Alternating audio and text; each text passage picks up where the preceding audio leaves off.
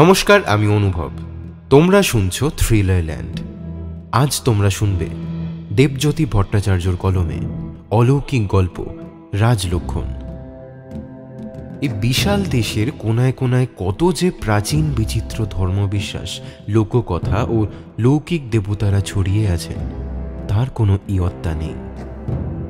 আজকের গল্পের কথক ধ্রুবানন্দ শাস্ত্রী জানাবেন যে তিনি কিভাবে বিস্মৃত এক দেবতার বৃত্তেশ্বরের কথা জানতে পারেন এবং তাকে ঘিরে এক অলৌকিক ঘটনায় জড়িয়ে পড়েন।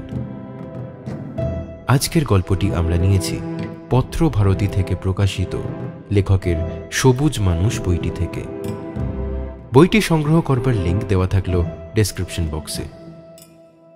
আমাদের চ্যানেলে যদি প্রথমবার গল্প শুনতে এসে থাকো বা এখনো সাবস্ক্রাইব না করে থাকো, প্লিজ চ্যানেলটা সাবস্ক্রাইব করে আমাদের উদ্বুদ্ধ করতে ভুলো না। আর আমাদের সমস্ত গল্পের নিয়মিত আপডেটস পেতে অবশ্যই সাবস্ক্রাইব বাটনের পাশে থাকা বেল নোটিফিকেশনটা অল করে দিও। থ্রিলার ল্যান্ডে কিন্তু শীঘ্রই আসছে কাকাবাবু ও একেন বাবুর গল্প। কবে কখন সেসব জানতে কিন্তু আমাদের চ্যানেলের সঙ্গে জুড়ে থাকতে হবে। ইউটিউবের কমিউনিটি ট্যাবসে ও আমাদের সোশ্যাল মিডিয়া হ্যান্ডেলসে আমরা নিয়মিত আপডেটস দিতে থাকব, তাই আমাদের অবশ্যই সমস্ত সোশ্যাল মিডিয়া হ্যান্ডেলসে ফলো করে রাখো। লিংক ডেসক্রিপশন বক্সে পেয়ে যাবে। আমাদের আর্থিকভাবে সাহায্য করতে চাইলে আমাদের চ্যানেলের মেম্বারশিপ নিতে পারো সাবস্ক্রাইব বাটনের বাঁ পাশে থাকা জয়েন বাটনে ক্লিক করে। মাত্র 29 টাকা থেকে মেম্বারশিপ শুরু হচ্ছে। এছাড়া সুপার থ্যাঙ্কস বা সুপার চ্যাট স্টিকারের মাধ্যমেও আমাদের সাহায্য করতে পারো।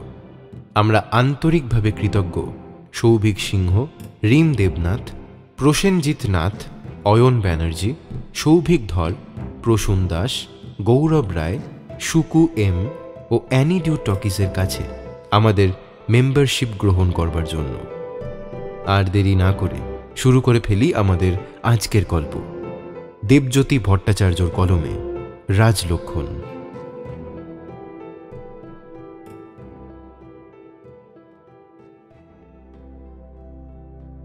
সন্ধ্যাবেলা ঘুরতে ঘুরতে সেদিন আমাদের সুনীলের চেম্বারে গিয়ে ঢুকেছিলাম। সুনীল মানে আচার্য ধ্রুবানন্দ শাস্ত্রী। কলকাতার নানা জায়গায় যার ছবি দিয়ে বিরাট সব হোর্ডিং ঝোলে। জ্যোতিষবিদ্যায় কলকাতায় এখন 1 নম্বর যাচ্ছে। গড়িয়াহাটের মোড় পেরিয়ে রাসবিহারীর দিকে খানিকটা এগোলেই হাতের বাঁয়ে ধ্রুবানন্দের এয়ার কন্ডিশনড দোকান। নাম দিয়েছে ফিউচার ক্লিনিক। এক পাশে চেয়ার আর অন্য পাশে গ্রহ রোগের ডিসপেন্সারি। সেখানে গোমেদ, পলা, ক্যাটসাই থেকে শুরু করে অনন্তমূল, হেঁতালের ডাল সব কিছু পাওয়া যায়। সুনীলের চেম্বারে তখন সেদিনের শেষ ভিজিটর বসে রয়েছেন, এক প্রৌঢ় অবাঙালি দম্পতি। ভদ্রলোক গম্ভীরভাবে নিজের আংটি পরা আঙুলগুলো দেখছিলেন আর বলছিলেন, আপনার কথা মতো আমি ওর মিসেস दोनों 4 রাতি কেটসাই ধারণ করে বিজনেস প্রবলেমের তো হল হয়ে গেল, কিন্তু উসি টাইম সে তবিয়ত ভি বিগড়েছে বহুত। সুনীল মুখটা পেঁচার মতন করে মাথা নেড়ে বলল, দ্বাদশে কেতু বসে আছে, ক্যাটসাই ধারণ করলে তবিয়ত তো একটু খারাপ হবেই। আপনি বরং ওটা খুলে ফেলুন, আমি 20% লেস প্রাইসে রিপারচেস করে নিচ্ছি। তার বদলে দুটো পোখরাজ। नहीं नहीं पंडित जी, वो हमरा खुलते पारबो ना। बिजनेस बिगड़ने से तबीयत बिगड़ते रहना अच्छा है। आप दूसरा कुछ सजेस्ट कीजिए ना प्लीज। किंतु कोई किंतु नहीं, इनके हाथ में राज लक्षण আছে। আমি মিলিয়ে দেখেছি, রাজা ইনি হবেনি। এখন আপনি যদি একটু মদত করেন। আরও খানিকক্ষণ এই তর্কাতর্কি চলবার পর দুজনকে দুটো দামি গ্রহরত্ন গছিয়ে বিদায় করে একটা হাঁপ ছেড়ে আমার দিকে ঘুরে বসল সুনীল। আজকের মতো শান্তি। ওহ বাবা, এসব ভুলভাল লোকজনদের নিয়ে দুপুর থেকে রাত 8টা অবধি হপ্তায় 6 দিন করে কাটানো কি যে মুশকিল। কেন ভুলভাল বলছিস বলতো? কথায় বলে ঘরের লক্ষ্মী। ভুলভাল নয়, আরে নিজেরাই যদি সব জেনে বসে থাকবি তাহলে জ্যোতিষের কাছে আসা কেন বাবা? বলে নাকি হাতে রাজলক্ষণ আছে। হ্যাঁ, রাজলক্ষণ না হাতি। আরে এক গাদা টাকা পয়সা থাকলেই রাজা হয় নাকি? সে লক্ষণ কোটিতে একজনের হয় কিনা সন্দেহ। একদিনের কেরিয়ারে মাত্র একজনের হাতেই ওই জিনিস দেখেছিলাম, বুঝলি? একেবারে সঠিক রাজলক্ষণ। লোকটা মোড়ে প্রমাণ করে দিয়েছিল যে সে সত্যিকারের রাজা। গল্পের গন্ধ পেয়ে একটু নড়ে চড়ে বসলাম। সুনীলের অ্যাসিস্ট্যান্ট দীননাথ ততক্ষণে চা দিয়ে গেছে, সঙ্গে কটা গরম গরম পকোড়া। চায়ের কাপে চুমুক দিয়ে বললাম, ওফ, হেয়ালি না করে ঘটনাটা খুলে বল দেখি এবার। কিছুক্ষণ চুপ করে থেকে চায়ে চুমুক দিতে দিতে সুনীল বোধহয় ঘটনাগুলোকে একবার করে সাজিয়ে নিল মনের মধ্যে। তারপর বলল, লোকটাকে তুইও দেখেছিস? আরে আমাদের মতিঝিলের বাসায় আসতো মাঝে মাঝে, রসময় বাণুজ্যে, লম্বা মতো, ফর্সা, ধুতি পাঞ্জাবি পরতো, মনে আছে? নামটা আমার বিলক্ষণ মনে ছিল, চেহারাটাও আবছা মনে আসছিল। তা প্রায় বছর 20 আগের কথা। সুনীল তখন সবে প্র্যাকটিস শুরু করেছে। মতিঝিলে একটা 2 ঘরের বাসা ভাড়া করে থাকতো। তারই একটা ঘরে চেম্বার, সেখানেই মাঝে মধ্যে এসে বসতেন খবরের কাগজ পড়বার লোভে। ঘুঘুডাঙ্গা বয়েজে ইতিহাসের মাস্টার ছিলেন, থাকতেন সুনীলদের পাড়াতেই। হ্যাঁ, মনে পড়েছে। তবে তার মধ্যে রাজলক্ষণ আবার কি দেখলি? আর তাছাড়া স্কুল মাস্টার রসময় বাড়ুজ্যে যদি রাজা হতে পারে, তবে এই ব্যবসায়ী ভদ্রলোকের রাজা হতে দোষ কোথায়? দোষগুণ জানি না, কিন্তু রাজলক্ষণ মানে হাত আর পায়ের তলায় চক্রচিহ্ন। এই লোকটার কেবলমাত্র বাঁ হাতে একটা আধা চক্রচিহ্নের আভাস আছে। ওকে রাজলক্ষণ বলে না, 4টে সম্পূর্ণ চক্র থাকতে হয়। রসময় বাণুজ্যের 4টে চক্রচিহ্নই পুরো ছিল। একদিন হঠাৎ ডান হাতের চক্রচিহ্নটা চোখে পড়তে বাঁ হাতটা খুলে দেখি। ভদ্রলোক মিটিমিটি হাসছিলেন। দুটো হাতের তেলো পরীক্ষা করা শেষ হতে বললেন, জ্যোতিষবিদ্যা খানিকটা শিখে থাকলে এবারে আপনি আমার পায়ের চেটো পরীক্ষা করে দেখতে চাইবেন সুনীল বাবু। তবে তার প্রয়োজন নেই, হাওয়াই চটি পরে ঘুরি, পায়ে ময়লা প্রচুর। আমি বলে দিচ্ছি, ওখানেও চক্রচিহ্ন দেখবেন। এছাড়াও রাজ চক্রবর্তীর 8টা গৌণ লক্ষণও আমার শরীরে আছে। সে আপনার জানবার কথা নয়, কারণ দেহ লক্ষণ বিচার পামিস্ট্রির সিলেবাসের বাইরে। অবাক হয়ে গিয়ে বললাম, কিন্তু আমি সামান্য মাস্টার, রাজা গজা কিছুই হইনি। তাই তো ব্যাপারটা নিয়ে আমিও অনেক ভেবেছি। ভেবে চিনতে একটাই সিদ্ধান্তে পৌঁছেছি মশাই, তা হলো হয় জ্যোতিষশাস্ত্রটাই ভুল, কিংবা আমার জীবনে কিছু ঘটনা এখনো ঘটবার বাকি আছে।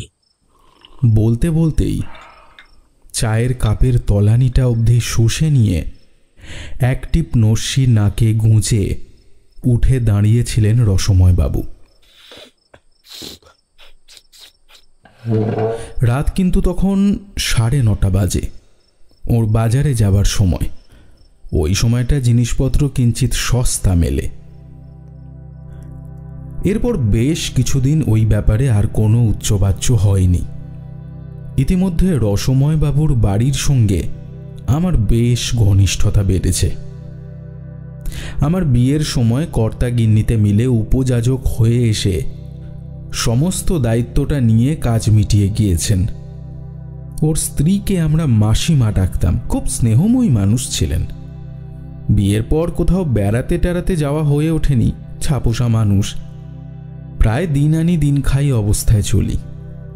অত বেড়ানো টেড়ানোর শখ থাকার কথা নয়, কিন্তু গিন্নি সে কথা শুনলে তবে তো। রোজ উঠতে বসতে সেই এক কথা, ও পাড়ার অমুক তমুক জায়গায় বেরিয়ে এলো। আমার আর কোথাও যাওয়া হলো না। এমনি চলতে চলতে সুযোগও একটা জুটে গেল শেষমেশ। পুরুষোত্তম মিশ্র নামক বেহরামপুরের এক ভদ্রলোকের হাত দেখে বলেছিলাম 6 মাসের মধ্যে তার লাখপতি হবার যোগ। তা তিনি একদিন হঠাৎ আমার চেম্বারে এসে হাজির। বিগলিত হয়ে জোড়হাত করে বললেন, মশাই, আপনি তো একেবারে সিদ্ধ বাকপুরুষ। তারপর জানা গেল ভদ্রলোক কি এক লটারিতে ফার্স্ট প্রাইজ পেয়ে একেবারে রাতারাতি বড় লোক হয়ে পড়েছেন। মোটা একটা প্রণামী পাওয়া গেল। যাবার আগে ভদ্রলোক নেমন্তন্ন করে গেলেন গোপালপুর অন সি ছাড়িয়ে খানিক দূরে সমুদ্রের ধারে মধুগঞ্জ নামক কোনো একটা জায়গায় নাকি তিনি একটা বাড়ি কিনে রেখেছেন, ওই মাঝে মধ্যে হাওয়া বদলের জন্যই। ওখানে নাকি কি একটা মন্দিরও আছে, ভারী জাগ্রত দেবতা। ফলে জায়গাটা একটা তীর্থস্থানও বটে। যদি ইচ্ছে হয় সেখানে গিয়ে বেরিয়ে আসতে পারি স্বচ্ছন্দে। থাকা খাওয়ার খরচ পুরো ফ্রি, শুধু যাওয়ার দিন দশেক আগে একটা পোস্ট কার্ড ছেড়ে দিতে হবে ওর বেহরামপুরের ঠিকানায়। উনি সমস্ত বন্দোবস্ত করে রাখবেন। কথাটা শুনে অবধি রমলার আর তর সয় না। বলে, সেকেন্ড ক্লাসে ট্রেন ভাড়া ছাড়া আর কোনো খরচ যখন নেই তখন করে এলেই তো হয়। তোমার দ্বারা যে খরচ করে হিলিদিলি বেড়াতে নিয়ে যাওয়া সম্ভব নয় সে আমি বেশ বুঝেছি। গিন্নির বাক্যবাণে অতিষ্ঠ হয়ে শেষমেশ ঠিক হলো সেবার পুজোর পরেই মধুগঞ্জে যাওয়া হবে। শুনে রমলা বলে, তাহলে মাসিমাদেরও বলো, ছেলে পিলে নেই, বুড়ো বুড়ি একা থাকেন, কোনোদিন কোথাও যেতেও পারেন না। খরচ যখন বিশেষ নেই তখন ওদের না হয় সঙ্গে নিয়েই গেলাম। হাওয়া বদলও হবে আর সেই সঙ্গে দেব দর্শনের পুণ্যটাও হয়ে যাবে খন। প্রস্তাবটা দিতে গিয়ে মাসিমা তো এক কথায় রাজি। রসময় বাবুর একটু আপত্তি ছিল, কুঁড়ে মানুষ টানা নানা করছিলেন। মাসিমাই শেষে বলে কয়ে রসময়বাবুকে রাজি করিয়ে ফেললেন। ঠিক হলো দশমীর পরদিন রাতে বেরিয়ে যাব, ফিরব একেবারে লক্ষ্মী পূর্ণিমার পরদিন সকালে।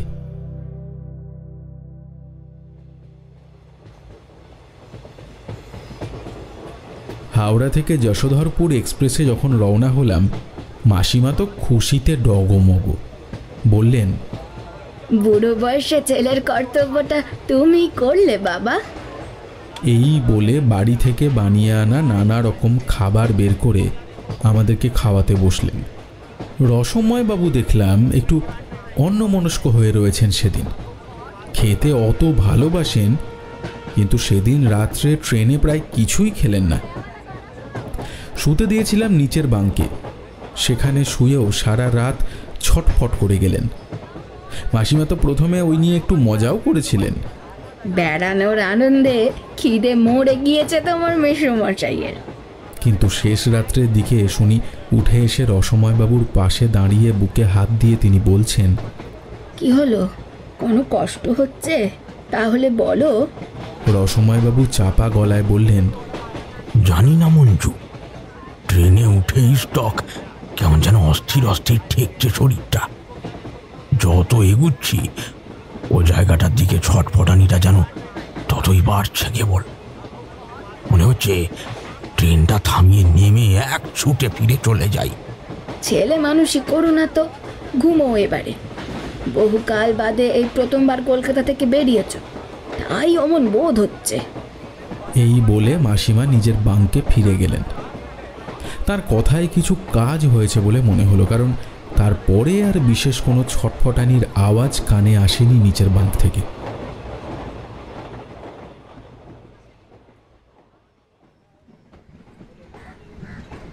স্টেশনে নেমে দুটো রিক্সা করা হলো, আমরা একটায় ওরা অন্যটায়।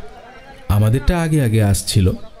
পুরুষোত্তমবাবুর বাড়িটা স্টেশন থেকে মাইলখানেক দূরে। রাস্তার দুপাশে বেশ ঝোপ জঙ্গল, মাঝে মাঝে একটা দুটো বাড়ি, কচ্ছিত এক আধখানা মুদির দোকান বা একটা চায়ের দোকান চোখে পড়ে, ব্যাস। মিনিট 15 এমনি করে যাবার পর হঠাৎ রিক্সাখানা একটা বাঁক ঘুরতেই সামনের আকাশটা অনেকটা দূরে সরে গেল। দেখলাম সমুদ্রের একেবারে কাছে এসে পড়েছি। তখন ভোর হচ্ছে সবে। আবছা আলোয় বালির ওপর গর্জন করে এসে ঢেউ ভেঙে পড়ছিল। মোড়টা পেরিয়েই বিচের একেবারে গা ঘেঁষে একটা বড় হাতাওয়ালা বাড়ির সামনে এসে থামল আমাদের রিক্সাটা। পুরুষোত্তমবাবুর রুচি আছে, চমৎকার বাড়িটা। দারোয়ান গোছের একটা লোক গেটের কাছে বসে ঝিমাচ্ছিল। তাকে ডেকে তুলে পরিচয় দিতে সে এসে তাড়াতাড়ি মালপত্র ভেতরে নিয়ে গেল। মাসিমাদের তখনও দেখা নেই।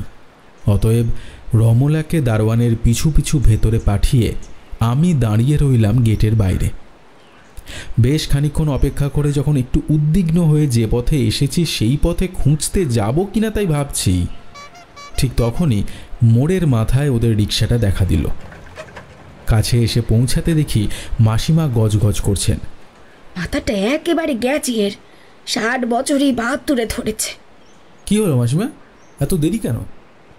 আর বলো না বাবা, সেই স্টেশন থেকে যেখানে সেখানে থামিয়ে নেমে সাষ্টাঙ্গে প্রণাম করতে লেগেছে। একবার একটা চায়ের দোকানের গায়ে মাথা ঠেকিয়ে প্রণাম করে এলো, আর একবার তো রিক্সা থেকে নেমে বাহাতি একটা নারকেল বাগানের মধ্যে ঢুকে গিয়ে একটা গোল মতো চত্বরের উপর গড়াগড়ি দিয়ে এলো খানিকক্ষণ। আমি তো কিচ্ছু বুঝতে পারছি না বাবা। ভাববেন না মাসিমা, সব ঠিক হয়ে যাবে। এই বলে রসময় বাবুর দিকে ফিরে বললাম, হঠাৎ কি হলো রসময় বাবু? মাসিমা এসব কি বলছেন? উত্তরে কেমন একটা অদ্ভুত ভঙ্গি করে রসময় বাবু বললেন, না মানে কেমন যেন চেনা চেনা ঠিক ছিল জায়গাগুলো, বুঝলে? মনের মধ্যে বেশ ভক্তি ভক্তি ভাব জাগছিল। মানে আমি ঠিক ওই শোনো, গত 30 বছর ধরে সংসার করছি, তা ভক্তি শ্রদ্ধার নাম গন্ধ তো কখনো দেখলাম না। এবারে বেড়াতে এসে ভক্তি একেবারে উঠলে উঠে। ঝগড়া করতে করতে দুই বুড়ো বুড়ি তাদের ঘরে গিয়ে ঢুকলেন। আমিও এসে আমার ঘরে ঢুকলাম। রমলা সেখানে তখন তার বাক্স প্যাঁটরা খুলে বসে গেছে। এখন অন্তত ঘন্টা 2 যাবে সব কিছু গোছ গেছে। আমি গিয়ে শটান বিছানায় চিৎপাত হয়ে চোখ মুছলাম। রাত্রে ট্রেন জার্নি ধকল গেছে বেশ, সেটা একটু পুষিয়ে নেওয়া দরকার।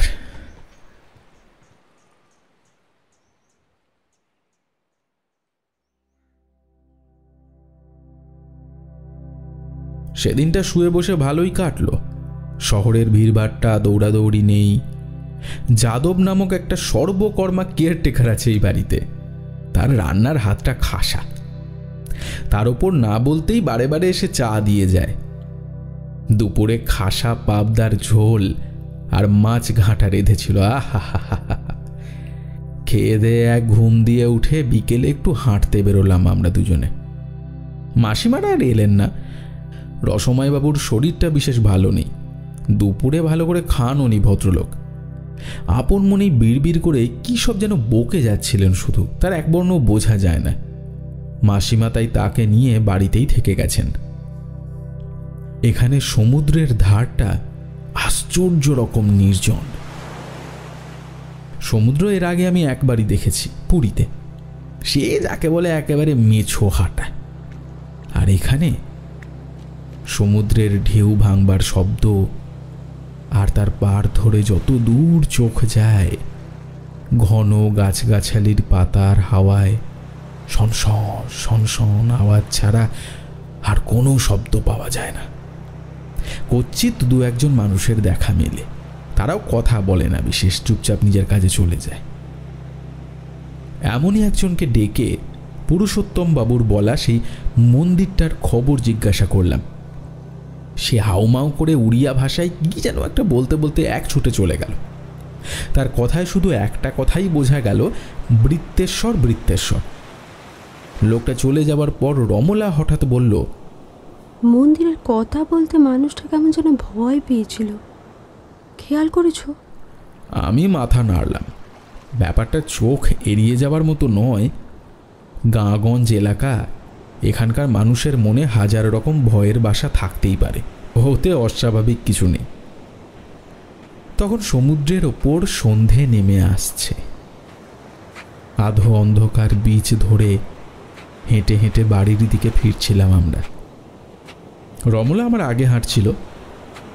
হঠাৎ নিচু গলায় বলল, একটা কথা অনেকক্ষণ ধরে বলবো ভাবছিলাম।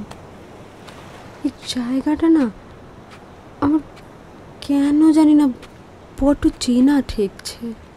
সে হতেই পারে, খুব ছোটবেলায় হয়তো বাবা মার সঙ্গে কখনো বেড়াতে টেড়াতে এসেছিলে এখানে। তোমার বাবা তো উড়িষ্যায় পোস্টেড ছিলেন এককালে, তাই না? রমলা একটু অন্যমনস্কভাবে মাথা নেড়ে নিজের মনেই বলল, সে ছিলেন, কিন্তু সে সময় বাবা কোনোদিনও আমাদের কোথাও বেড়াতে নিয়ে গেছেন বলে তো মনে পড়ে না। তারাও কলকাতা ফিরে মাকে একবার জিজ্ঞেস করে দেখতে হবে। ব্যাপারটা নিয়ে আমার মনের ভেতর কেমন একটা অস্বস্তি হচ্ছে গো। আরে বাবা, রসময়বাবু মধুগঞ্জে নেমেই পাগলামো শুরু করেছেন। মন্দিরের নাম শুনে এলাকার লোকজন ছুটে পালাচ্ছে, আর তার উপর তুমি এসব কি শুরু করলে? আমি যে এবার একটু সত্যি সত্যি ভয় পেতে শুরু করেছি রমলা। এই জায়গার হাওয়ায় বোধহয় পাগলামির বীজ আছে।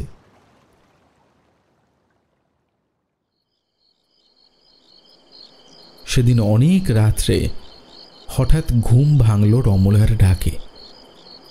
সে ভয় পেয়ে আমাকে ধাক্কা দিয়ে ডাকছিল। চোখ খুলে তাকাতে ফিসফিস করে বলল, বাইরে কি যেন কথা বলছে, আমার ভয় লাগছে। কিন্তু কান পেতে শুনলাম, সত্যি সমুদ্রের ডাকের মধ্যে কার একটা মোটা গম্ভীর গলার আওয়াজ পাওয়া যাচ্ছে। আস্তে আস্তে উঠে এসে জানালার কাছে দাঁড়িয়ে বাইরে উঁকি মেরে দেখি রসময় বাবু সমুদ্রের দিকে মুখ দিয়ে আসন করে বসে আছেন, মেরুদণ্ড সোজা। দরজা খুলে পা টিপে টিপে কাছে গিয়ে শুনি এক মনে বিশুদ্ধ সংস্কৃতে তিনি মন্ত্র পড়ে যাচ্ছেন। কাছে গিয়ে তার পিঠে হাত দিয়ে ডাকলাম, রসময়বাবু। চমকে উঠে চোখ খুললেন ভদ্রলোক। তারপর ভীষণ ভয়ে ভয়ে মুখ করে বললেন, আমি আমি এখানে কিভাবে? আমিও তো সেটাই জানতে চাইছি। মাঝরাত্রে এখানে একা একা বসে সংস্কৃত মন্ত্র পড়ছিলেন? সংস্কৃত? না না, মানে আমি তো কোশমিনকালেও সংস্কৃত জানি না বাবা। স্কুল ফাইনালে কোনো মতে 30 পেয়ে উতরে গেছিলাম, সেও মাস্টারদের দয়ায়। আমি ওসব কথা বেশি না ভেবে এখন শুয়ে পড়ুন যান, নইলে মাঝরাতে অচেনা জায়গায় হঠাৎ ঘুম থেকে উঠে আপনাকে দেখতে না পেলে মাসিমা কিন্তু খুব ভয় পাবেন। যান যান, শুয়ে পড়ুন।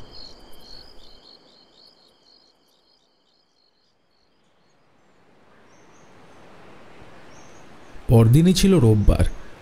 সকাল হতে না হতেই পুরুষোত্তমবাবু একটা ঢাউস গাড়ি নিয়ে বেরহামপুর থেকে এসে হাজির। বললেন, গাড়িটা নতুন কিনলাম, গত পরশুই ডেলিভারি দিয়েছে।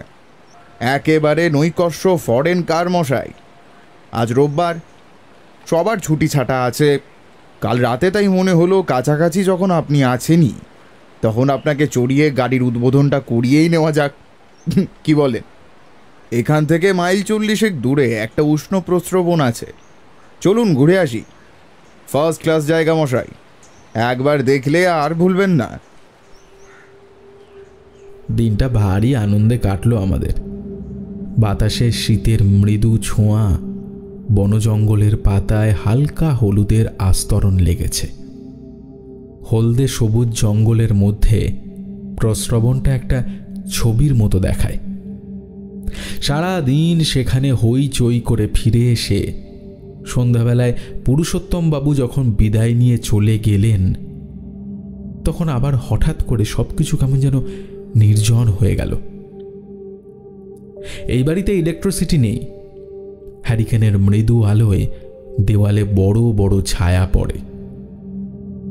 একটু পরেই চাঁদ উঠতে অবশ্য সবকিছু কেমন বদলে গেল।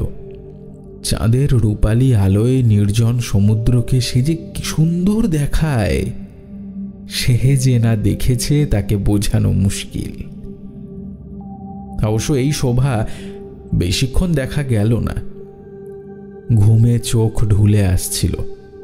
তাড়াতাড়ি খাওয়া দাওয়া সেরে নিয়ে শুয়ে পড়লাম সবাই। সকালে ঘুম ভাঙল রমলার ডাকাডাকিতে। তাকিয়ে দেখি বেশ বেলা হয়ে গেছে। রমলা অস্থির পায়ে ঘরের ভিতর ঘুরছিল। আমি চোখ খুলতেই বলে, উঠে দেখো, এরা আবার কি গন্ডগোল পাকিয়েছে।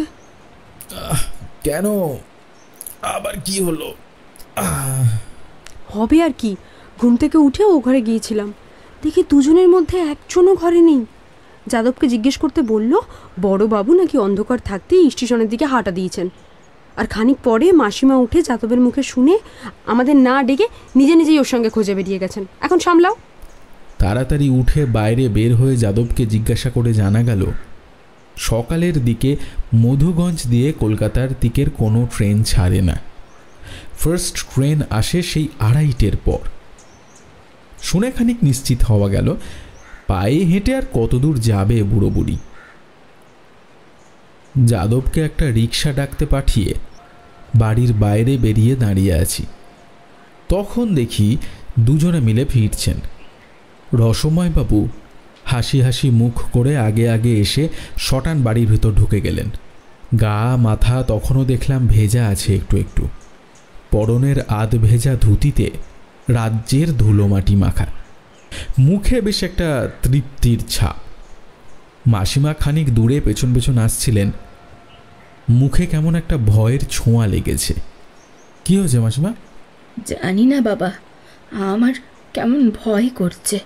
মানুষটা কাল সারা রাত ধরে ছটপট করেছে, ঘুমের মধ্যে অং বং করে কিসব মন্তর বলেছে, আর মাঝে মধ্যেই বৃত্তেশ্বর বৃত্তেশ্বর বলে চিৎকার করে উঠেছে। ভয়ে আমার ঘুম আসেনি। ভোরের দিকে একটু চোখটা লেগেছিল, তা হঠাৎ চোখ খুলে দেখি ঘরে কেউ নেই। দৌড়ে বাইরে বের হয়ে এসে দারোয়ানের মুখে শুনলাম সে মানুষ নাকি ভোর রাতে উঠে স্টেশনের দিকে চলে গেছে। অত ভোরে তোমাদের আবার বিরক্ত করতে একটু সংকোচ হলো, তাই নিজেই চলে গিয়েছিলাম হাঁটতে হাঁটতে। এদিক ওদিক তাকাতে তাকাতে হাঁটছি, তা হঠাৎ দেখি পথের পাশের একটা ঝোপ থেকে উনি বের হয়ে আসছেন। এলোমেলো ভেজা চুল, পরনে ধুতিটাও ভেজা, সারা গায়ে ধুলো কাদা মাখা। বেরিয়ে এসে আমি দেখে একগাল হেসে বললেন, সকাল সকাল সমুদ্রে স্নান করে 10 তারার পিঠে একটু পুজো দিয়ে এলাম। ওদের পুজো না করে মহাপুজো শুরু করা যাবে না যে। এখানটায় ছিল দেবী দোলমার পিঠ, যাবেন নাকি একবার? আমার বাবা এসব কথা শুনে এমন ভয় হচ্ছিল বলার নয়। ওনাদের বংশে মাথা খারাপের রোগ ছিল বলে কখনো তো শুনিনি। তাড়াতাড়ি হাত ধরে ঘরে ফিরিয়ে আনলাম। এইবারে তুমি একটু গিয়ে কথা বলে দেখো বাবা, যদি কিছু বুঝতে পারো। বেড়াতে এসে বিদেশ বিভুই এ কি বিপত্তি। এখন মানে কালকের দিনটা কাটিয়ে বাড়ি ফিরতে পারলে হয়। চিন্তা যে আমারও একটু হচ্ছিল না তা নয়। স্কিজোফ্রেনিয়া বলে একটা রোগের নাম শুনেছি, তাতে হঠাৎ করেই একটা মানুষের মধ্যে দুটো আলাদা সত্তার প্রকাশ ঘটে। খুব ভয়ানক রোগ সেটা। সেরকমই কিছু একটা হলো কিনা রসময়বাবুর, সেই কথা ভাবতে ভাবতে বাড়ির ভেতরে ঢুকে ভদ্রলোককে ধরলাম। আপনার ব্যাপারটা কি বলুন তো রসময়বাবু, এসব কি হচ্ছে? যখন তখন বাড়ি থেকে পালানো, দোলমা দেবী, এসব কি কি কি হচ্ছে সব? হবে আর কি, এ শহরে মন্দিরের কি অভাব ছিল সেই সময়? স্টেশন থেকে ওই যে পথটা সমুদ্রের ধারে এসেছে সেটাই ছিল প্রধান নগর বীথি। তার দুপাশে দাওয়া, দোনা, দোলকার, সপ্তাক্ষী, দোলমা, এইরকম 10 তারার 10টা মন্দিরের অবস্থান এখনো যেন চোখের সামনে ভাসছে। তাই প্রণাম করতে করতে আসছিলাম। এই জায়গা কি আমার আজকে চেনা? রমলাও ততক্ষণে বাইরে এসে আমাদের কাছে দাঁড়িয়েছে। তাঁর দিকে তাকিয়ে দেখি মাসিমার মতো সেও বেশ ঘাবড়ে গেছে। মনের সন্দেহটা মনের মধ্যেই চাপা রেখে দুজনকেই সাহস দিয়ে বললাম, আর ইতিহাসের পণ্ডিত মানুষ তো, ওরা অনেক খবর রাখেন যা আমাদের হিসেবের বাইরে। এখন চলো সবাই ভেতরে গিয়ে একটু ফ্রেশ হয়ে নেওয়া যাক, চলো চলো চলো। রসময়বাবু দেখলাম এইবারে একটু শান্ত হয়েছেন, আর বিশেষ কোনো উচ্চবাচ্য না করে তিনি নিজের ঘরের দিকে চললেন আমাদের সঙ্গে। ওকে ঘরে শুইয়ে দিয়ে মাসিমাকে পাহারায় রেখে যাদবের কাছে খবর নিয়ে জানা গেল স্টেশনের ওপারে একটা ছোট বাজার আছে, সেখানে কবিরাজি ডাক্তার পাওয়া যায়। তাকে রিক্সা ভাড়া দিয়ে সেই ডাক্তারকে ধরে আনা গেল। তিনি অনেক নাড়ি টাড়ি দেখে কয়েকটা ঘুমের গুলি দিয়ে টাকা পয়সা নিয়ে বিদায় হলেন।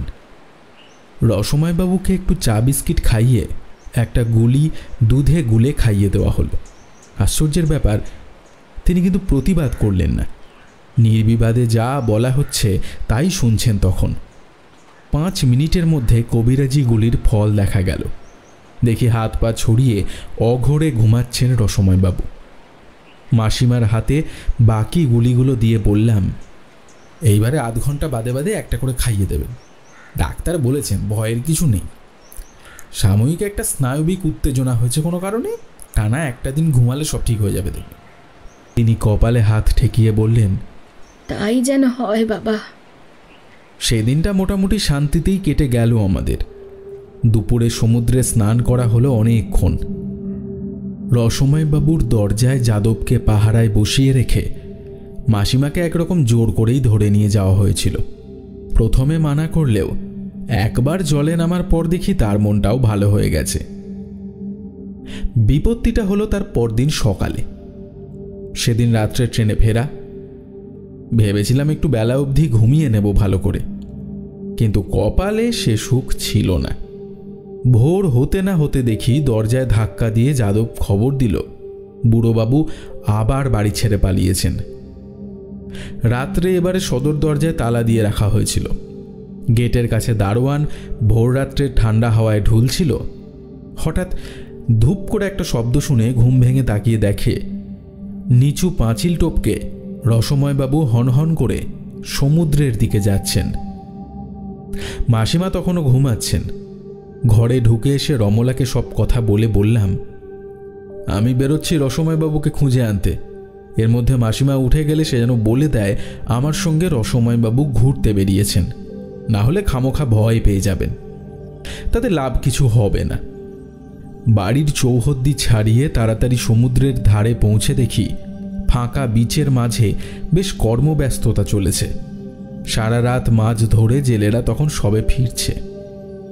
নৌকা পাড়ে উঠিয়ে রেখে দড়ি টেনে টেনে মাছ ভর্তি জাল তুলে আনছে। সেই সব ঘিরে মাছ কেনার লোভে স্থানীয় লোকেদের ভিড়। বিচ ধরে ধরে দক্ষিণের দিকে অনেকটা হেঁটে গেলাম খুঁজতে খুঁজতে। চলতে চলতে জলের দিকে নজর করছিলাম, যদি ভদ্রলোককে দেখা যায়। মুখে মুখে লোকজনকে জিজ্ঞাসাও করছিলাম লম্বা ফর্সা কোনো বুড়ো মানুষকে ধুতি পরে স্নান করে উঠতে দেখেছেন কিনা। বেশ খানিকক্ষণ হেঁটে গিয়ে একটা ক্লু মিলল। একটা ভেটকি মাছ হাতে ঝুলিয়ে এক বৃদ্ধ ফিরছিলেন বিচ ধরে। তাকে জিজ্ঞেস করতে বললেন ওই রকম দেখতে একজন বয়স্ক বাঙালি ভদ্রলোককে তিনি দেখেছেন। মিনিট 45 আগে সমুদ্র থেকে স্নান সেরে উঠে বালি মারিয়ে হনহন করে বৃত্তেশ্বরের মন্দিরের দিকে চলে গিয়েছেন।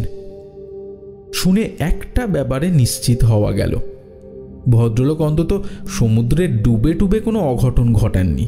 তাকে জিজ্ঞেস করলাম, বৃত্তেশ্বর মানে কি কোনো দেবতা, মানে শিব না বিষ্ণু? উনি মাথা নেড়ে বললেন, বৃত্তেশ্বর মানে বৃত্তেশ্বর, শিব বা বিষ্ণু কোনোটাই নন। রাজর্ষি বৃত্তবানের আরাধ্য দেবতা ছিলেন। তার আসল পরিচয় কেউ জানে না। বড় ভয়ানক দেবতা, বড় ভয়ানক। বুঝলাম স্থানীয় কোনো উপকথা আছে ওই মন্দিরটাকে ঘিরে। এদেশের কোনায় কোনায় কত বিচিত্র ধর্মবিশ্বাস আর লৌকিক দেবতা যে ছড়িয়ে ছিটিয়ে আছেন তার কোনো ইয়ত্তা নেই। তবে বৃত্তেশ্বর মাথায় থাকুন, রসময়বাবুকে খুঁজে পেতে আনাটাই এখন আমার প্রধান লক্ষ্য। ভদ্রলোকের কাছে মন্দিরে যাবার রাস্তাটা মোটামুটি বুঝে নিয়ে হোটেলে ফিরে গিয়ে মাসিমা আর রমলাকে খবরটা দিলাম। মাসিমা ততক্ষণে রমলার পেট থেকে সব কথা বের করে নিয়ে চোখের জল ফেলছিলেন বসে বসে। আমার আনা খবরটা শুনে খানিক নিশ্চিন্ত হয়েছেন বোঝা গেল।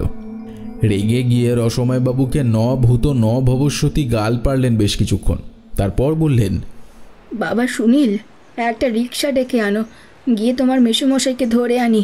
জীবনে কোনোদিন তো কোনো দেবদেবতার ধার মারালেন না, আর এখন এই বিদেশ বিভুঁইয়ে এসে এমন ব্রহ্মা বিষ্ণু মহেশ্বর ছেড়ে বৃত্তেশ্বর না কার পুজো দেবার জন্য সাত সকালে উঠে ছুটবেন, তা কে ভেবেছিল বলো দেখি? না বাবা, এ আমার ভালো লক্ষণ ঠেকছে না। কি আর করা, মাসিমাকে তোরা একলা ছেড়ে দেওয়া যায় না। কাজেই দুটো রিক্সা ডেকে তিনজন মিলেই মন্দিরের দিকে যাওয়া গেল। জায়গাটা বেশ জঙ্গলে, ঝোপঝাড় জঙ্গলে ভরা। মাঝে মাঝে বেশ কিছু বড় বড় গাছও আছে। তাদের ফাঁক দিয়ে আধা মাইলটাক জুড়ে সমুদ্রের নীল দাগ দেখা যায়। সেই জঙ্গলের মধ্যে একটা ছায়া ছায়া জায়গায় পুরনো বিশাল একটা মন্দির। অনেকটা জায়গা জুড়ে তার পাথর বাঁধানো চত্বর, তার উপরে এখানে ওখানে ঘাস গজিয়ে রয়েছে। মূল মন্দিরটা অনেকটা উঁচু, তার চূড়োটা একপাশে ভেঙে পড়ে রয়েছে। তার পাথুরে শরীরে বহু যুগের অযত্ন আর বার্ধক্যের ছাপ। তাকে ঘিরে চত্বরের ধার ঘেঁষে ঘেঁষে অনেকগুলো ছোটখাটো মন্দির। তার বেশ কিছু একেবারে ভেঙে চুরে গিয়েছে। সামান্যই কয়েকটা মন্দির সময়ের কামড় এড়িয়ে তখনও দাঁড়িয়ে। চারপাশে জনমানুষের চিহ্ন নেই। হাঁক ডাক করে কোনো সাড়া না পেয়ে তখনও দাঁড়িয়ে থাকা একটা ছোট মন্দিরের বারান্দায় রমলা আর মাসিমাকে বসিয়ে রেখে আমি খুঁজতে বের হলাম। খিদেই তখন পেট চুঁই করছে। মনে মনে ভাগ্যকে অভিশাপ দিতে দিতে ভাবছি, কোন কুক্ষণে এই বেটা বুড়োকে নিয়ে আমার বেড়াতে আসবার কথা ভেবেছিলাম। হ্যাঁ, অবশ্য কথায় বলে গতস্য শোচনা নাস্তি, ওইসব কথা ভেবে আর কোনো লাভ নেই। মূল মন্দিরের ভিতরে ঢুকে রসময় বাবুকে আবিষ্কার করা গেল। উঁচু ছাদওয়ালা বিশাল লম্বা একটা ঘর সেটা। তার এক প্রান্তে পাশের একটা দরজা দিয়ে ভেতরে ঢুকেই দেখি একেবারে দেওয়ালের কাছে একটা বড় পিলারের গোড়ায় চুপচাপ বসে রয়েছেন ভদ্রলোক। কাছে গিয়ে দাঁড়াতেও কোনো সাড়া দিলেন না। পাথরের মূর্তির মতো বসে রইলেন একই ভঙ্গিতে। মেরুদণ্ড সোজা, তীক্ষ্ণ চোখ দুটো শটান সামনের দিকে নিবদ্ধ। ভেজা ধুতি গায়েই শুকিয়ে উঠেছে। তার চোখ অনুসরণ করে ঘুরে তাকিয়ে যে মূর্তিটা চোখে পড়ল, তার চেহারা দেখে এবং ওই রকম নির্জন একটা জায়গায় দাঁড়িয়ে অতি বড় সাহসীরও বুক কেঁপে উঠবে। প্রায় 20 ফুট লম্বা কাঠের একটা মূর্তি। তার 6টা হাত থেকে খণ্ড খণ্ড মানুষের শরীর ঝুলছে। চোখে এমন একটা ক্রূর দৃষ্টি ফুটে উঠেছে যার মুনশিয়ানা দেখলে অবাক হতে হয়। একেবারে জীবন্ত যেন দুটো চোখ। বেশিক্ষণ তাকিয়ে থাকা যায় না সেদিকে। বুকের বাঁ দিকে একটা গর্ত করা রয়েছে। তাড়াতাড়ি সেদিক থেকে চোখ সরিয়ে রসময় বাবুর দিকে ফিরলাম। আশ্চর্য একটা ব্যক্তিত্ব ফুটে উঠছিল সেই ভদ্রলোকের চেহারায়। এই যেন আমাদের সেই চেনা পরিচিত ছাপোষা রসময় বাবু নন। তার শরীরের মধ্যে যেন অন্য এক প্রখর ব্যক্তিত্বময় মানুষ এসে ভর করেছেন। হাত বাড়িয়ে বারদুই ডাকতে গিয়েও কেমন যেন সাহস হলো না তাকে ছোঁবার। ভাবলাম মাসিমাকে ডেকে আনি, দেখে নিশ্চিন্ত হতে পারবেন অন্তত। পিছনে ঘুরে দরজার দিকে পা বাড়িয়েছি, এমন সময় পিছন থেকে গম্ভীর গলায় ডাক এলো, সুনীল, এদিকে শোনো, কাজ আছে একটা। আবার নতুন কোনো পাগলামি হবে এবারে, তাই ভাবতে ভাবতে এগিয়ে এসে সামনে দাঁড়াতে উনি বললেন, শোনো, মন্দিরের মূল দরজা দিয়ে বাইরে বের হয়ে পূর্ব দিকে কিছু দূর গেলে পরে বনের বাইরে একটা ছোট গ্রাম পাবে, বুঝলে? সেখানে গিয়ে খোঁজ করো ওই লোকাই মিশ্রের বংশধর কে আছে এখানে, তাকে ডেকে আনবে আমার কাছে। আর কোনো প্রশ্ন করলে বলবে রাজা বৃত্তবান ডেকেছেন। রাজা বৃত্তবান মানে এখানে রাজা টাজা? সে তোমার জানবার কথা নয়, এখন যা বলছি তাই করো। প্রকৃতই লোকাই পণ্ডিতের বংশধর যে হবে সে ঠিকই বুঝবে। এখন তাড়াতাড়ি যাও, আর সময় নেই। আজ কোজাগরী পূর্ণিমা তিথিতে আমার ব্রত সম্পূর্ণ হবে। এই 2 বার ব্যর্থ হয়েছি আমি, আর নয়। পিছন থেকে কাঁধের ওপর কার হাত এসে পড়তে দেখি রমলা কখন এসে আমার পাশে দাঁড়িয়েছে। তার মুখে ভয়ের ছাপ স্পষ্ট। তার দিকে ফিরে বললাম, কি হলো, ভয় পেয়েছ? হ্যাঁ, ওই গলা আমি আগেও কোথাও শুনেছি জানো, কবে কোথায় জানি না। ওর সঙ্গে একটা ভয়ানক কিছু স্মৃতি আছে আমার। কথা বলতে বলতেই রসময়বাবুর ফের গম্ভীর গলায় আদেশ এলো, সময় নষ্ট করো না, যাও। কিছু একটা ছিল রসময়বাবুর গলায়, তাকে অবজ্ঞা করা যায় না। দেখলাম একরকম নিজের ইচ্ছের বিরুদ্ধেই মূল দরজা দিয়ে বাইরে এসে দাঁড়িয়েছি। তারপর পূবমুখ রওনা হতে রমলা বলল, একটু দাঁড়াও, মাসিমাকে ডেকে আনি, এখানে একা একা থাকতে পারবেন না উনি।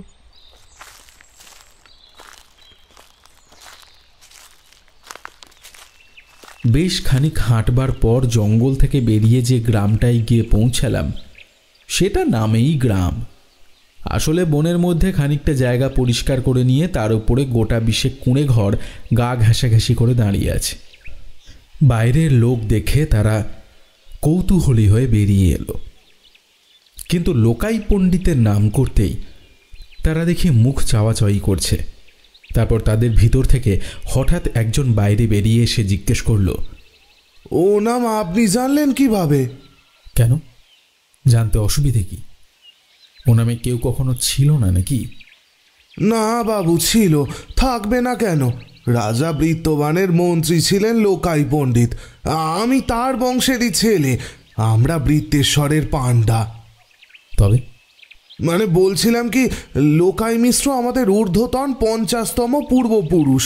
ও তো পুরনো নাম। নাম কি তোমার? আগে দামোদর মিশ্র। আর আপনার পরিচয়? সে পরে বলছি। বৃত্তেশ্বরের মন্দিরে এক বয়স্ক ভদ্রলোক তোমায় খুঁজছেন। সম্ভবত তিনি তোমার এক যজমান। বললেন রাজা বৃত্তবান ডেকেছেন, এই কথা বললেই নাকি তুমি বুঝবে। নামটা বলতেই দেখি মুখটা ফ্যাকাশে হয়ে উঠেছে লোকটার। হঠাৎ এগিয়ে এসে সে আমার হাত ধরে বলল, আপনি আমার সঙ্গে আমার বাড়িতে আসুন। আমার ঠাকুরদা শ্যামাকান্ত মিশ্র এখনো বেঁচে। তিনি যা বলবার বলবেন এ ব্যাপারে। এই রোদের মধ্যে আবার কোথায় নিয়ে যাবে? তার থেকে যা বলার তুমি বলে আমাকে উদ্ধার করো দেখি। এসে স্তক পেটে একটা দানাও পড়েনি, কি মুশকিলেই যে পড়লাম। বংশের জ্যেষ্ঠতম মানুষ বেঁচে থাকতে এ ব্যাপারে কথা বলার অধিকার আমার নেই। আপনারা আমার অতিথি, খাওয়া দাওয়ার ব্যবস্থা হয়ে যাবে। চলুন, তাড়াতাড়ি চলুন। আমাদের তখন আর কথা বাড়াবার মতো অবস্থা নেই। দামোদরের পিছু পিছু রওনা দিলাম। অতএব ধুলো ওরা মাটির রাস্তা দিয়ে মিনিট 3 হেঁটে একটা উঁচু বারান্দাওয়ালা বাড়ির সামনে এসে সে বলল, আসুন, ভিতরে আসুন। বারান্দায় একটা ছোট মেয়ে বসেছিল। তাকে চোস্ত উড়িয়ায় কিছু একটা নির্দেশ দিতে সে রমলা আর মাসিমাকে নিয়ে ভেতর বাড়ির দিকে গেল। দামোদর আমায় নিয়ে এসে ঢুকলো বারান্দার পাশের একটা ঘরে। এক বৃদ্ধ এক মনে বসে সেখানে একটা বই পড়ছিলেন। 80-র কাছাকাছি বয়স, তবে এখনো শক্তপোক্ত চেহারা, মেরুদণ্ড খাড়াই রয়েছে। দামোদর ভেতরে ঢুকে বলল, দাদু, মন্দিরে যজমান এসেছেন, লোকাই পণ্ডিতের সন্ধান করছেন। বলতে বলেছেন রাজা বৃত্তবান ডেকেছেন, ইনি তার কাছ থেকেই আসছেন। বিদ্যুৎ পৃষ্ঠের মতো ঘুরে দেখলেন সেই বৃদ্ধ। তারপর নাতির দিকে ফিরে বললেন, যজমানকে তুমি নিজে দেখেছ? শরীরে রাজলক্ষণ আছে? না, মানে আমি এর মুখে খবর শুনে আগে আপনার কাছে। মূর্খ! লক্ষণ বিচার না করেই আমার কাছে খবর নিয়ে এলে? দামোদর দেখি হঠাৎ ধমক খেয়ে মুখ কাচুমাচু করে দাঁড়িয়ে আছেন। তাই দেখে আমি সামনে এগিয়ে এসে বললাম, যিনি আপনাকে ডেকেছেন তার 4 হাত পায়েই রাজলক্ষণ আছে। আমি জ্যোতিষবিদ্যার চর্চা করি, আমি দেখেছি। বৃদ্ধের মুখটা করুণ হয়ে উঠল। খানিকক্ষণ চুপ থেকে তিনি একটা দীর্ঘশ্বাস ফেলে বললেন, শেষে আমার প্রজন্মেই এ সর্বনাশের আবাহন হলো।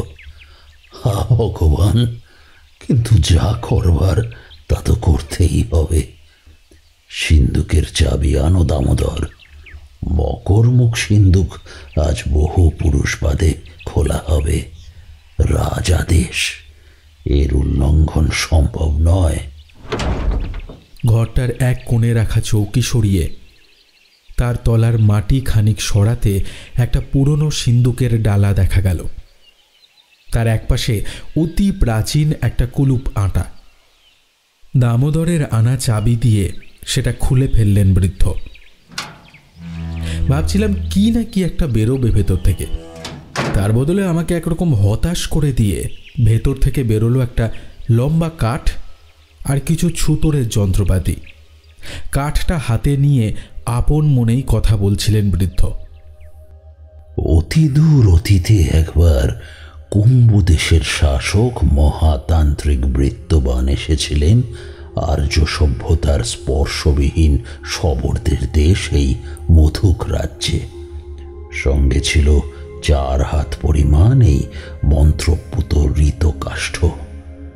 আরাধ্য অধিদেবতা বৃত্তেশ্বরকে একটা সম্পূর্ণ রাজ্য বলি দেবেন, এই তার ব্রত ছিল। সরল মধুকরাজ তম্বুরক তার জাদু শক্তি দেখে মুগ্ধ হয়ে সপরিবারে শিষ্যত্ব নেন বৃত্তবানের কাছে। তার আদেশে অল্প কিছুদিনের মধ্যেই গোটা মধুক রাজ্য জুড়ে গড়ে ওঠে অসংখ্য অধিদেবতা ও দেবীদের মন্দির। দাওয়া, দোনা, দোলকার, দোলমা, কত বিচিত্র তাদের নাম। নিয়মিত নরবলি ও পশু বলি ছাড়া তাদের তৃপ্তি হতো না। রাজর্ষির আসবার 1 মাসের মাথায় সমুদ্রের জলে ভেসে এলো এক বিশাল কাষ্ঠখণ্ড। সেটিকে পাড়ে তুলে এনে বৃত্তবান ঘোষণা করলেন এর থেকে তিনি তার আরাধ্য দেবতার মূর্তি তৈরি করে প্রতিষ্ঠা করবেন মধুক রাজ্যে। তারপর তার নির্দেশনায় শবররা 1 বছরের মধ্যে গড়ে তোলে বৃত্তেশ্বরের ওই বিশাল মন্দির। মন্দির তৈরি শেষ হবার পর বৃত্তবান ঘোষণা করলেন 3 দিন 3 রাত ধরে তিনি তার মধ্যে বসে দেবতার মূর্তি গড়বেন। শর্ত ছিল কেউ তাকে দেখতে পাবে না মূর্তি গড়ার সময়। আর আসল উদ্দেশ্য ছিল দেব মূর্তি তৈরি হয়ে যাওয়ার পর সকলের অলক্ষ্যে মন্ত্রপুত ওই হৃৎকাষ্ঠ থেকে একটি হৃৎপিণ্ড খোদাই করে স্থাপন করবেন দেবতার হৃদয়ে। জেগে উঠবেন মন্ত্রাধীন দেবতা। তার আহ্বানে সমুদ্র উন্মত্ত হয়ে এসে গ্রাস করবে মধুক দেশ। ব্রতপূর্তি হবে বৃত্তবানের। মধুক রাজ্যে সকলের বিশ্বাস ও আনুগত্য তিনি অর্জন করলেও একজন মানুষ কিন্তু বিশ্বাস করতে পারেননি বৃত্তবানকে। তিনি ছিলেন তম্বুরকের প্রধান মহিষী উগ্রাবতী। আর্য দেশের মেয়ে ছিলেন তিনি। আর্য ভাষার শিক্ষাও ছিল তাঁর। শবররাজ তাকে যুদ্ধে জিতে বিয়ে করে নিয়ে এসেছিলেন মধুক রাজ্যে। শবর রাজা তম্বুরকের মতন অত সরলভাবে সবকিছু মেনে নিতে পারেননি বুদ্ধিমতী রানী। বৃত্তবানের নানা অধিদেবতার মন্দিরে নর পশু বলি দেখে তার মনে মনে ঘৃণা হতো। বৃত্তবানকে সন্দেহ করতেন রানী উগ্রাবতী। সেই সন্দেহের বশেই রাজার আদেশ অমান্য করে 3য় রাত্রে গিয়ে উঁকি মারেন বৃত্তেশ্বরের মন্দিরের গর্ভগৃহে। বৃত্তবানের মূর্তি তৈরি তখন শেষ হয়ে গেছে। হৃৎকাষ্ঠ থেকে 1 হাত পরিমাণ কাঠ কেটে নিয়ে তার থেকে খোদাই করেছেন দেবতার মন্ত্রপুত হৃৎপিণ্ড। মূর্তির বুকে খোদাই করা প্রকোষ্ঠটির সামনে সেটা তুলে ধরে মন্ত্র পাঠ করছিলেন তিনি। সংস্কৃত ভাষায় বলা সেই মন্ত্রের অর্থ বুঝতে রানীর অসুবিধা হয়নি। মন্ত্রপুত হৃৎপিণ্ডটি দেহে ধারণ করে উন্মত্ত সমুদ্রের রূপ ধরে মধুক রাজ্যকে গ্রাস করবার অনুরোধ ছিল সেই মন্ত্রে। বাইরে তখন সমুদ্র উত্তাল হয়ে উঠেছে। উগ্রাবতী আর দেরি করেননি। হৃৎপিণ্ড স্থাপনের ঠিক পূর্ব মুহূর্তে এসে মন্দিরে ঢুকে তলোয়ারের আঘাতে বৃত্তবানের মুণ্ডচ্ছেদ করেন। ব্রত সম্পূর্ণ না হওয়ায় বৃত্তবানের আত্মার মুক্তি হয়নি। তাঁর আনা মন্ত্রপুত সেই হৃৎকাষ্ঠের 3 হাত পরিমাণ অবশিষ্টাংশ রয়ে গেছিল সঙ্গে আসা মন্ত্রী লোকাই মিশ্রের কাছে।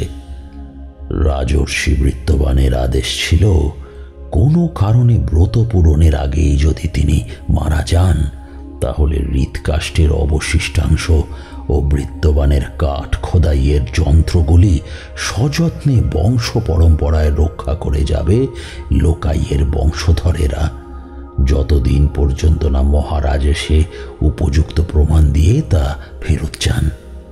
4 হাত পায়ের এই রাজ লক্ষণ আর এই বার্তাই সেই প্রমাণ। আজ থেকে 5 শতাব্দী আগে আমার পূর্বপুরুষ মেঘধ্বজ মিশ্রের সময় একবার এই আহ্বান এসেছিল। হৃৎকাষ্ঠের আরো 1 হাত পরিমাণ কেটে নিয়ে দ্বিতীয়বার দেবতার হৃৎপিণ্ড সৃজনের চেষ্টা করেছিলেন নতুন দেহধারী রাজর্ষি বৃত্তবান। এবারেও শেষ মুহূর্তে ব্যর্থ হন তিনি। মেঘধ্বজ মিশ্রের কন্যা কাঞ্চন বাবার মুখে সব শুনে ছুটে যান মন্দিরের দিকে। বৃত্তবানের সৃষ্ট সমস্ত বাধার জাল অবহেলায় চূর্ণ করে গর্ভগৃহে পৌঁছে তার হাত থেকে অর্ধনির্মিত হৃৎপিণ্ডটি ছিনিয়ে এনে সমুদ্রের জলে বিসর্জন দেন তিনি। উত্তাল সমুদ্র তাতেই শান্ত হয়ে ফিরে যায়, আর বৃত্তবান তৎক্ষণাৎ দেব মূর্তির সামনে সাষ্টাঙ্গে প্রণত হয়ে দেহত্যাগ করেন, আবার ফিরে আসবার শপথ করে। মৃত্যুর ঠিক পূর্ব মুহূর্তে কাঞ্চনের দিকে ফিরে তাকিয়ে তিনি বলে গিয়েছিলেন, আমার মুক্তি বিনা আপনারও মুক্তি নেই রানী উগ্রাবতী। মন্ত্রপুত হৃৎকাষ্ঠ এখনো অবশিষ্ট আছে। আপনি গল্পটা বিশ্বাস করেন? আমার পেছন দিকে দরজার মুখ থেকে প্রশ্নটা ভেসে এলো। তাকিয়ে দেখি রমলা কখন যেন এসে সেখানে দাঁড়িয়েছে।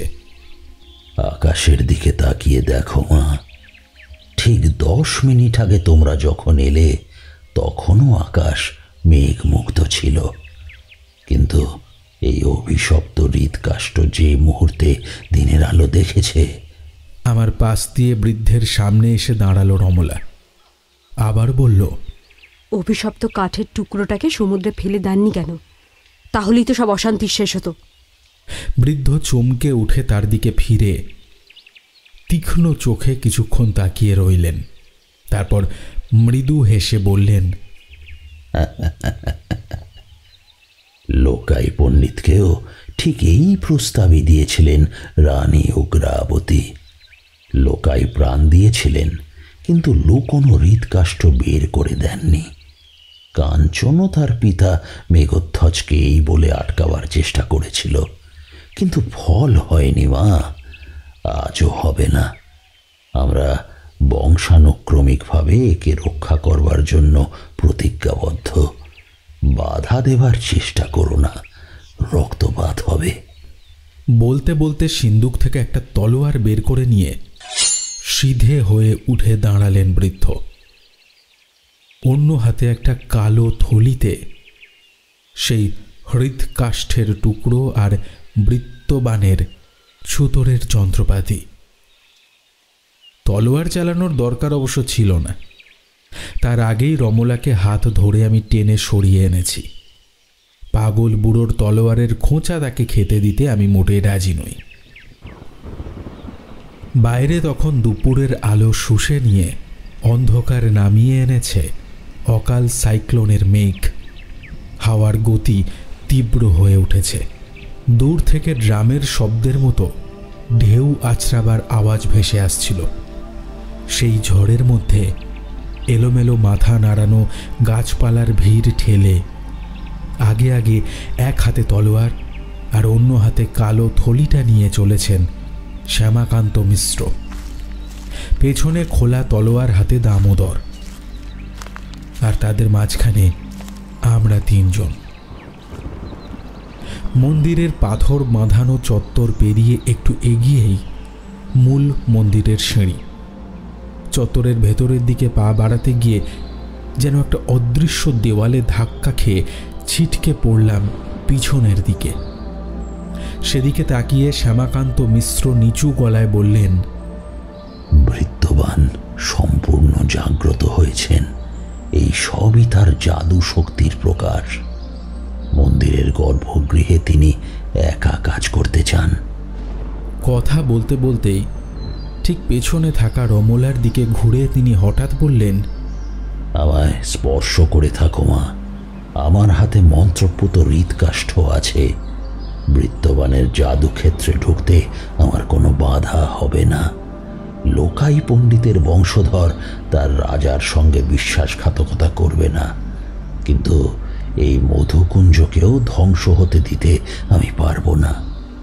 বৃত্তবান তোমার সামনে যুগে যুগে বারে বারে হার মেনেছে। কেন এমন হলো তা কেউ জানে না, কিন্তু বাঁচাতে হলে আজ কেবল তুমিই তা পারবে রানী। আমি এখন মন্দিরের মূল দরজায় তলোয়ার হাতে পাহারায় থাকব, যাতে রাজা নিশ্চিন্তে নিজের কাজ করতে পারেন। সেই আমার রাজার প্রতি কর্তব্য, কিন্তু প্রয়োজন হলে আমার হত্যা করেও তুমি।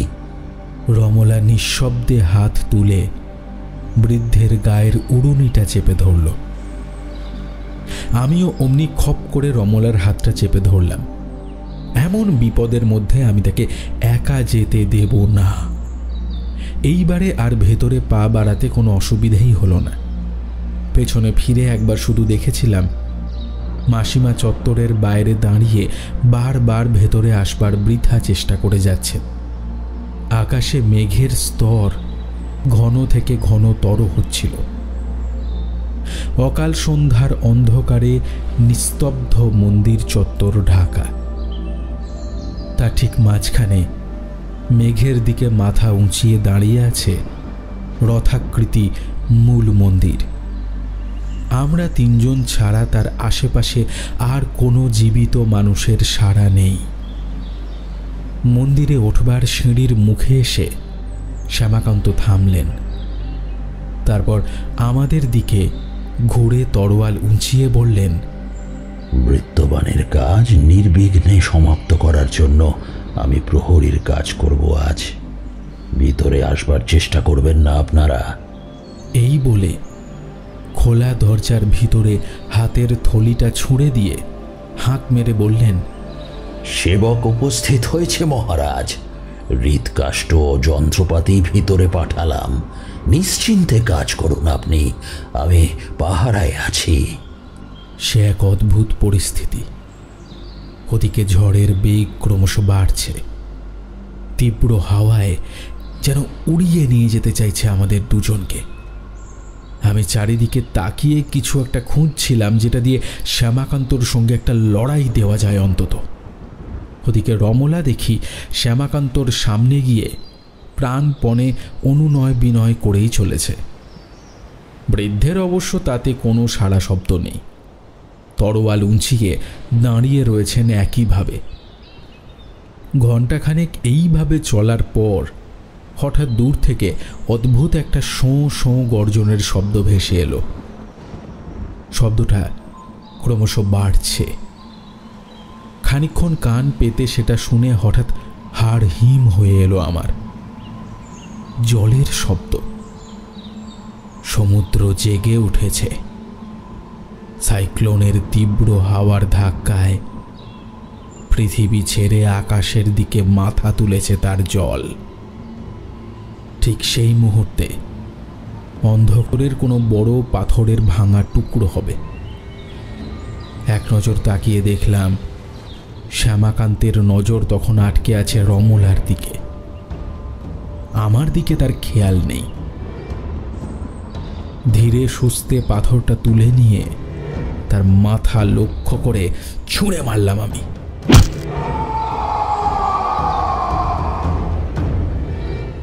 ছোটবেলায় মার্বেল খেলায় কেমন আমার টিপ ছিল তা তো জানিস। আর এ তো হলো খুদে খুদে মার্বেলের জায়গায় বড় সড়ো পাথরের টুকরো। ভুল হবার কোনো সুযোগই ছিল না। পাথরের টুকরোটা গিয়ে মাথায় লাগতে শ্যামাকান্ত কাটা কলা গাছের মতো গড়িয়ে পড়ল চাতালের ওপর। অমনি তার হাত থেকে খসে পড়া তলোয়ারটা তুলে নিয়ে তার পিঠের ওপর পা দিয়ে এক লাফে মন্দিরের ভিতর ঢুকে গেল রমলা। আমিও তাড়াতাড়ি 3-4টে সিঁড়ি এক এক লাফে পেরিয়ে ভেতরে ঢুকলাম। ভেতরে তখন এক বিচিত্র নাটক শুরু হয়েছে। হৃৎকাষ্ঠের থেকে কেটে নেওয়া 1 হাত পরিমাণ কাঠ দিয়ে রসময়বাবু ওই 1 ঘন্টার মধ্যেই বেশ সুন্দর একটা হৃৎপিণ্ড খোদাই করে ফেলেছেন। তাই দিয়ে জীবনবিজ্ঞানের বইয়ে দেখা হৃৎপিণ্ডের ছবির মতোই দেখাচ্ছিল সেটাকে। তার হাতের নড়াচড়া দেখে মনে হচ্ছিল একটু যেন নড়াচড়াও করছে সেই জিনিসটা। ভিতরে ঢুকে দেখি সেটা ডান হাতে নিয়ে উঠে দাঁড়িয়ে মূর্তির দিকে পা বাড়িয়েছেন রসময়বাবু। লক্ষ্য মূর্তির বুকের বাঁ দিকের গর্তটা। তার পিছনে তলোয়ার উঁচিয়ে ছুটে যাচ্ছিল রমলা। জোর পায়ে দৌড়ে দুজনকে ছাড়িয়ে রসময়বাবুর সামনে দাঁড়িয়ে 2 হাত জোর করে বললাম, এসব কি করছেন রসময়বাবু, থামুন এবারে। উত্তরে একটা অদ্ভুত হাসি হেসে নিজের বাঁ হাতটা আমার দিকে তুলে ধরলেন তিনি। আর সঙ্গে সঙ্গেই একটা প্রচণ্ড ধাক্কা খেয়ে ছিটকে এসে পড়লাম একপাশে। সেই অবস্থাতেই চোখ খুলে দেখি আমাদের কথাবার্তা চলবার ফাঁকে রমলা গিয়ে খোলা তলোয়ার হাতে রসময়বাবুর পথ আগলে দাঁড়িয়েছে। তার খোলা চুল উড়ছে, চোখ জ্বলছে যেন ধকধক করে। এইবারে রসময়বাবু দেখলাম থমকে দাঁড়িয়েছেন। বাঁ হাতটা আবার সামনের দিকে তুলেই বুঝতে পারলেন এর সামনে তার কোনো জারি চুরি চলবে না। আর তলোয়ারটা তুলে রেখেই নিচু গম্ভীর গলায় রমলা বলল, বৃত্তবান, আমায় যদি না চিনেও থাকো, তোমার হাতের তরোয়ালকে তুমি ভুলবে কেমন করে? মনে আছে? রসময়বাবুর মুখটায় দেখি তীব্র বেদনার ছাপ পড়েছে এইবারে। হঠাৎ তিনি যেন কেমন একটা অসহায় বৃদ্ধের মতো মাথা ও কাঁধ ঝুঁকিয়ে দাঁড়িয়ে পড়লেন একবার। তারপর বললেন, তবে এবারও ব্রত পূর্তি হলো না আমার রানী। এই বাধাকে অতিক্রম করা আমার।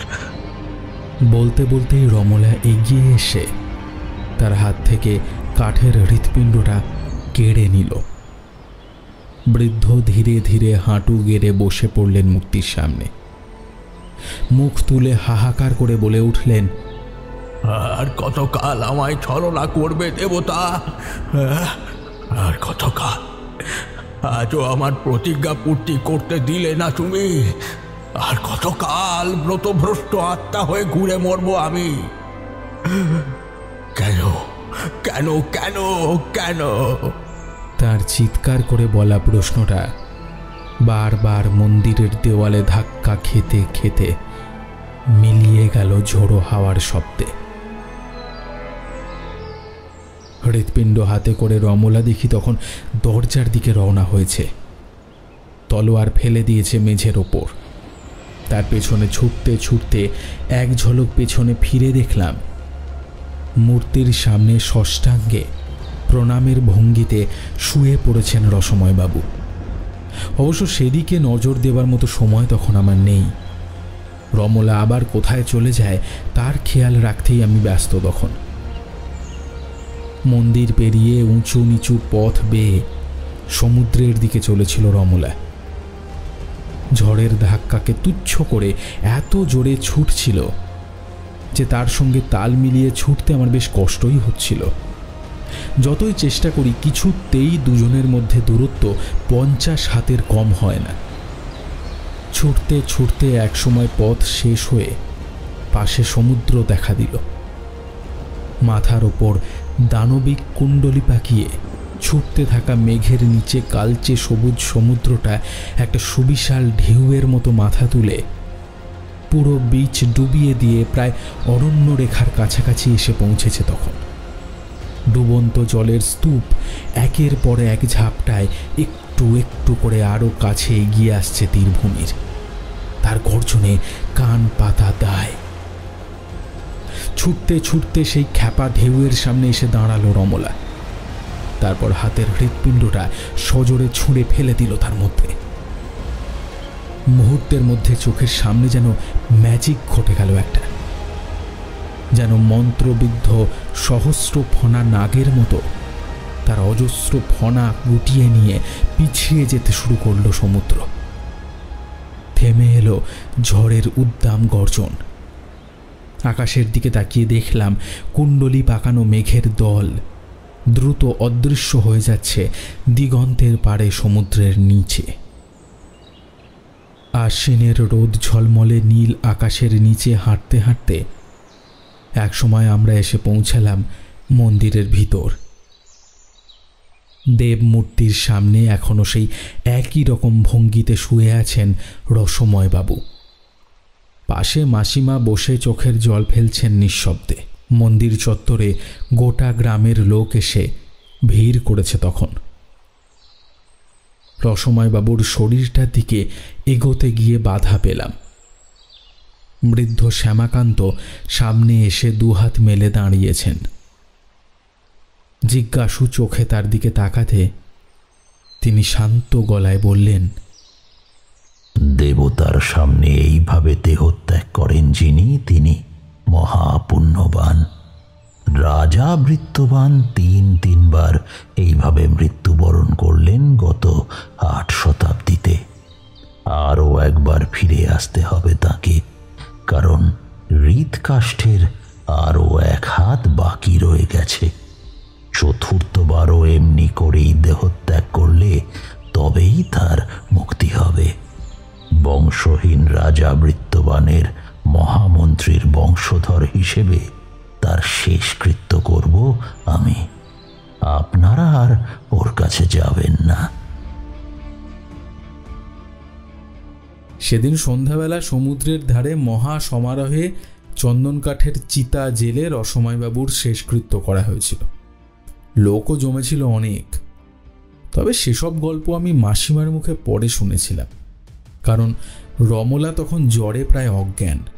তাকে নিয়ে ব্যস্ত থাকায় আমারও আর রসময়বাবুর শেষকৃত্য দেখতে যাওয়া হয়নি। আর হৃৎকাষ্ঠের টুকরোটা, ওটা সমুদ্রে ফেলে দিলেই তো ল্যাঠা চুকে যেত। সে কি হবার জো আছে? পরদিন সকাল হতে না হতেই সেটাই চেষ্টা করব ভেবে শ্যামাকান্ত বাবুর বাড়ি গিয়েছিলাম একবার। গিয়ে দেখি ঘরদোর সব হাঁ হাঁ করছে খোলা।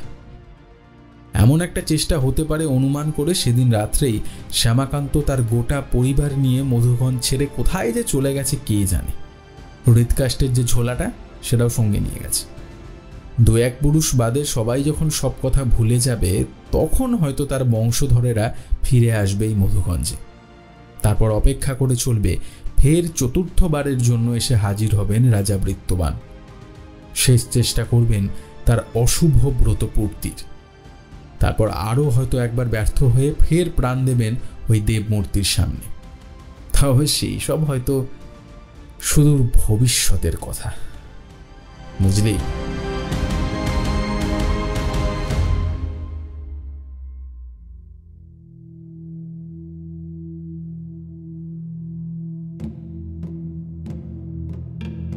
শুনছিলে দেবজ্যোতি ভট্টাচার্যর কলমে রাজলক্ষণ।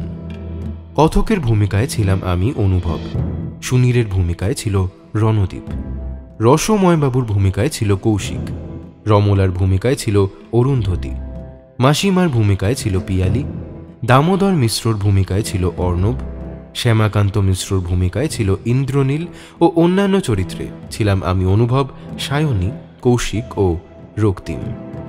শব্দগ্রহণ ও আবহ সৃষ্টিতে ছিল আকাশ। এপিসোড ডিরেকশন আমি অনুভব ও স্মিতা। বিশেষ সহযোগিতা লিও। পোস্টার ডিজাইনিং আর্ট যোগী। তাহলে কেমন লাগলো আজকের গল্প জানাও কমেন্ট করে। যদি ভালো লেগে থাকে তাহলে ভিডিওটা লাইক করে দিও, আর অবশ্যই সবার সঙ্গে শেয়ার করে দিও। আর এখনও যদি চ্যানেলটা সাবস্ক্রাইব না করে থাকো প্লিজ করে দাও। আর অতি অবশ্যই বেল নোটিফিকেশনটা অল করে রাখো সমস্ত গল্পের আপডেটস পেতে। কারণ খুব শীঘ্রই আসছে একেন বাবু ও কাকাবাবুর গল্প। আর হ্যাঁ, আমাদের সমস্ত সোশ্যাল মিডিয়া হ্যান্ডেলসের লিঙ্ক দেওয়া থাকলো ডেসক্রিপশন বক্সে, সেখানেও কিন্তু আমাদের ফলো করে দিও। তাহলে আজকের মতো এই পর্যন্তই, আবার আমাদের দেখা হচ্ছে আগামী গল্পে। টিম থ্রিলার ল্যান্ডের তরফ থেকে সবার জন্য রইল এক রাশ শুভেচ্ছা। সবাই ভালো থেকো, ভয়ে থেকো।